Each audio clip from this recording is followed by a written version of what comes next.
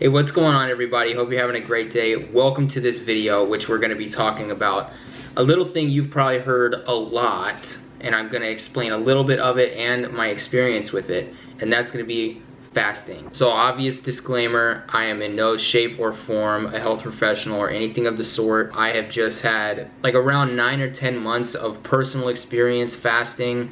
A lot of the people in the household that I live with also fast on a regular basis. And not only that, but I have educated myself personally with a number of different resources and made my own opinion and made my own kind of pathway towards fasting and making sure that I'm being healthy and covering all my macronutrients and stuff like that. And I also just want to make this video because when I was first starting, I think I would have appreciated a video kind of like this.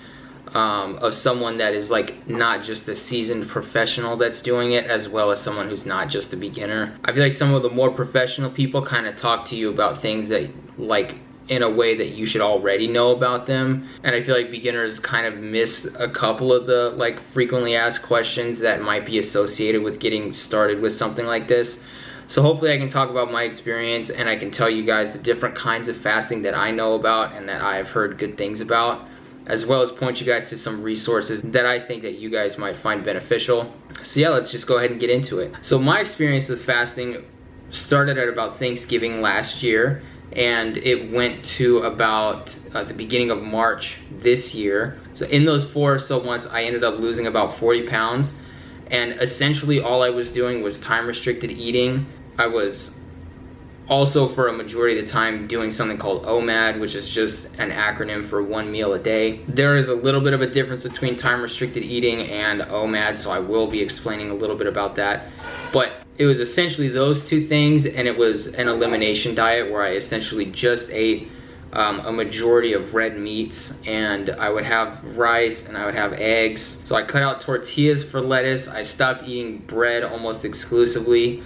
I switched sour cream to Greek yogurt, and I kept cheese the same because any kind of cheese that's not like a dairy cheese is relatively expensive, and a lot of it does not taste that great. And I also switched all my milk to just straight nut milk. It was mainly almond milk, but I think I did have cashew milk here and there. It's not really that important, but those things were essentially the building blocks. Almost no dairy, plenty of protein and meat. It was mainly to keep me full. If I was just gonna be eating 1 meal a day, I didn't want to just like be suffering and be hungry my entire rest of my day.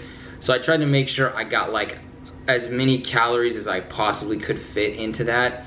And so essentially what I started with was I wanted to take it baby steps and also kind of not like treat myself, but make it feel like it was more of a treat. So I started by making steak.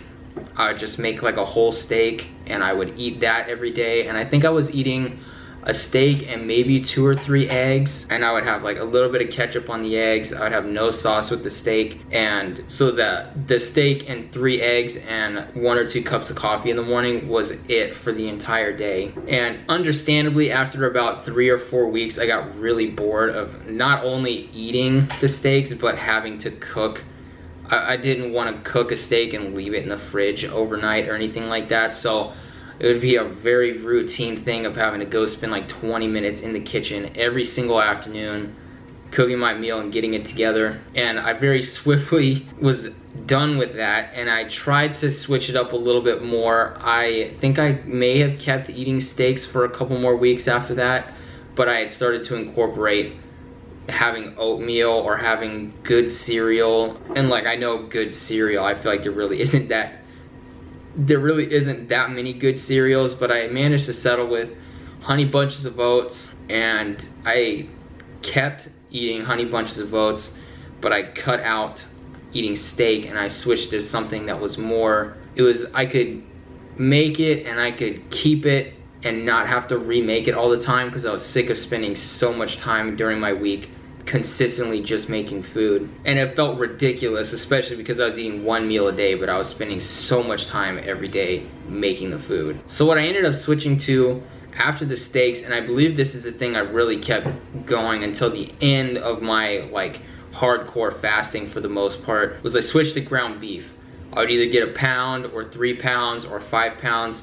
I'd make it all at once, and then I would just, after it was done and I put it in the pan that I was gonna have in the fridge, I would divvy it out into close to half pound as I could, and I was just eating a half pound of ground beef, maybe some seasoning sometimes, maybe little sprinkles of cheese, and then I was still doing the eggs as well because they were really helping me stay full. And while I definitely don't condone going like straight carnivore or straight any kind of crazy elimination diet without like at least consulting someone who knows what they're talking about, I was a little reckless and I went ahead and went with it. And I can at least say from my personal experience, I felt like I was clear-headed a lot, and obviously I lost a ton of weight. And really, I mean, both of those two things were my goal, was to see if any of the food was maybe affecting me cognitively or physically, because who knows what is going into food these days. And I just wanted to, like, you know, be safe and see if I was really eating anything that was that bad for me. And I wanted to lose weight. And I think one thing that really made it easier for me was not only having like a support system of my girlfriend and her family were also dabbling in fasting. So anytime I'd come over here, we would have like, not detailed conversations, but we'd talk about it and we'd get kind of like a feel for, oh, this is working or this is working. And that was really beneficial. But I think for me personally, one of the best things that I did was that I paired it with something else that wasn't like extraneous or anything like that. So not only was I fasting, but at about the same time I was like, okay, well, I want to be more flexible as well. And so I had given myself just the very light stretching workout of 15 minutes a day. It was like 5 or 7 days a week that I'd be stretching. And I was watching like one video in particular. I stretched the same video every single day for the most part. There was a couple times when I switched up. But as far as like feeling loosey-goosey and feeling like I was really getting somewhere, this one video in particular was super beneficial to me. And I'll put it in the description in case anybody wants to see what I was stretching to. I honestly think it's a really great full body stretch. You can do right out of bed if you need to. There's nothing crazy. You're not doing backflips into like a hula hoop while your foot is touching the top of your head. It's nothing like that. It's really slow. It's really nice.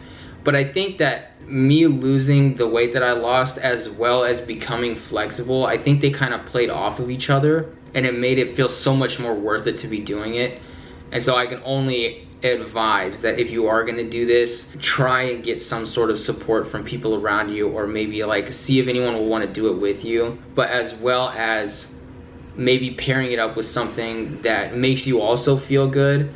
And I know for a lot of people, maybe it's alternate day fasting, or for some people it's like, I'm just gonna take a big block of time and do like a long fast of like 4 days or something like that. But for me personally, it was much easier to just try and stay on like a 6-hour eating window, not be off or not eat for 18 hours, and then just try and stretch. And I don't know about anybody else, but for me, being not that flexible a majority of my life, I got flexible relatively quick.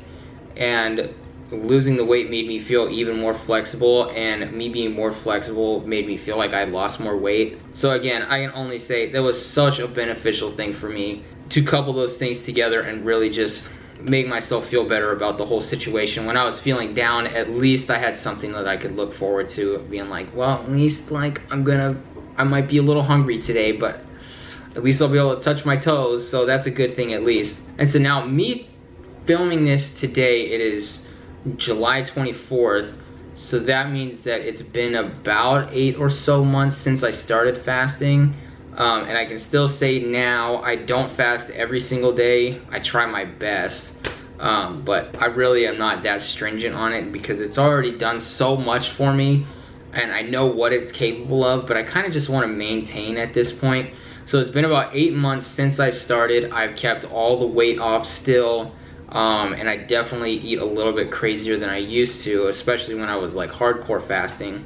And I would say that, so essentially, I guess when I started, I was doing OMAD, and I was doing time restricted eating, OMAD being 1 meal a day, obviously, and time restricted eating being that anytime you put anything in your body, the enzymes in your stomach and your liver become active for 12 hours, and that's when they're ready to break down any kind of food or anything like that. And so essentially you can just play with that 12-hour time frame to your leisure, but just try and keep it from one time to the other. If you wake up and you have a cup of coffee with creamer at 8 in the morning, try not to eat anything after 8 p.m. You can have that for as long as you want. I know that there are more beneficial ways of fasting, which is like you only do 9 hours or 10 hours or 7 hours, and then the rest of the day you don't eat at all. And I think that specifically the tighter your window is, I know at some point you get, not like, I don't think it's like 100% like an endurance boost, but a lot of people talk about them having more endurance if they're like going to the gym or if they're running on a regular basis. They'll notice that after a couple days of them fasting like that, they'll change nothing else, but they will have at least, like, if not more energy, they can sustain more without having to quit. So I think that, as well as some just like the inner physiological things that happen when you are fasting, those get amplified the more time you take off from the 12-hour window. But really, as long as you stay in there, you're gonna see benefits of some capacity. And as long as we're talking about the window, I feel like we should also talk about what you can have and it won't open your window. So a lot of people will just say you can't have anything except for water. And there is another camp of people that say water is fine, and green tea and black tea and black coffee are all fine as well. And I think for the most part, it's not unanimous. There are quite a few people that feel one way or the other. And for me personally, I just thought it would just be better if I put anything that wasn't water in my body, then I just count that as my window being open. Because the thing that everyone gets hung up on, for the most part, and when I say everyone, I mean the people that are like actually running fasting tests and they're like legitimate body scientists and stuff like that, they don't know whether or not the caffeine that might be in the tea or the coffee gets your enzymes going in the same way that food does. And if it does, is that like opening your window, or is it some sort of like lower degree of it? I don't really know. They don't really know like for sure. So I'd say that's another thing to do at your own leisure. I think that the tea and the coffee is fine. I know people personally that have had wonderful benefits, and there are people on like the fasting subreddit and stuff like that that also have great benefits, and they don't cut out their coffee or their tea. And I think that's one of the best things about this, honestly, is it's almost like super customizable. It's not like some crazy diet where you can only eat like granola every day. You can eat almost anything you want, keep within your window, make sure you're at some sort of caloric deficit so you're not going over, and that way you actually have the capacity to lose weight. And you can incorporate different kinds of feeding, like a carnivore diet, or you know, fish, or just chicken, or a vegan diet, or anything like that, and it should all work essentially exactly the same. And nowadays I really find myself doing alternate day fasting more than anything. I try and keep an eye on my window of when I ate and when I should not eat anymore, but sometimes it gets away from you. And so what some people do to circumvent that, so they don't have to feel like they're on all the time of just fasting, so do alternate day fasting, where they do a serious fast one day and then the next day they don't care so much. And I feel like that's really beneficial if you have like a flexible schedule where like things come up and could happen at any point in time. I think that that's a beneficial way to, if not prolong how long you fast, it could at least be an easy way for you to get in and get your feet wet without having to like fully commit to anything. And then the last thing, as far as fasting is concerned, that I have no personal experience with, but I've heard numerous accounts of people having wonderful transformative experiences with this, is prolonged fasting or intermittent fasting.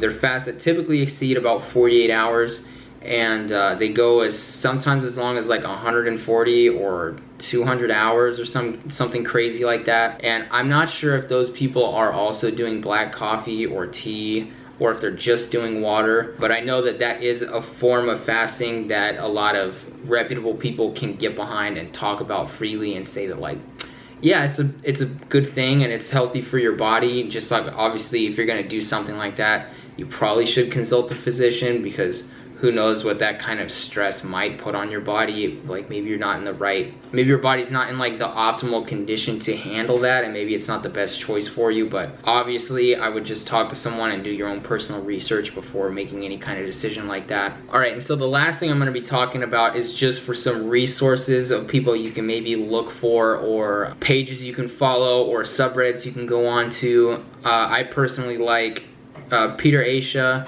and Dr. Rhonda Patrick and Dr. Sachin Panda, I believe is his name. And then as well as going on the fasting subreddit, I would just be a little careful of being on the fasting subreddit, because at least recently there have been some posts going around about people applauding anorexic behavior and people like going a little bit too hard, or you know, I would just take it with a grain of salt with some of the things that happen on there. It's definitely a great place to get inspiration from, but I would just be careful is all I could say about that. Anyways, I feel appreciative that I stumbled across this information, and hopefully I made it concise and easy to digest so that you could come across this information and hopefully take away some good things from it and maybe change your life in the way that you've been trying to. And if nothing else, I hope I at least gave you some ideas of maybe things you can implement in your life to maybe change some things for yourself.